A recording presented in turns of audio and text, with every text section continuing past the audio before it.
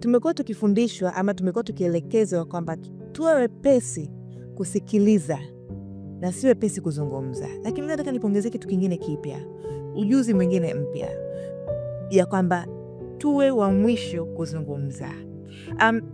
Kwamba hold your opinions, shikilia mawazo yako, shikilia maoni yako mpaka pale ambapo kila mtu atakuwa amemaliza kuzungumza. Kwa kufanya hivi, kuna vitu viwili vikubwa vinavyofanyika. Moja ni kwamba unafanya wengine wajihisi kama wamesikilizwa, kwamba maoni yao yamepokelewa. Lakini cha pili ni kwamba kinapatia nafasi ya kujifunza, nafasi ya kusikiliza maoni ya watu wengine wote.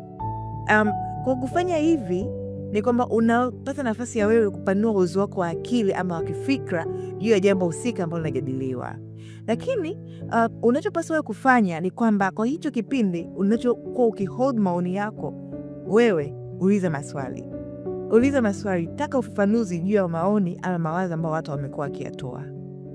Then utapata nafasi yako ama muda wako wa wewe kuzungumza. Kwa kufanya hivyo ni kwamba uwezo wako wa kiakili unakuwa umekua, kwa sababu unakuwa umeelewa nini ambacho wamekimaanisha katika mawazo walioyatoa. Kwa hiyo na si ambacho wamekiongea. Kwa tupende kujifunza nini watu wanamaanisha na si kile walichokiongea. So hii ndio tip ambayo leo nataka tujifunze. Bye, see you next time.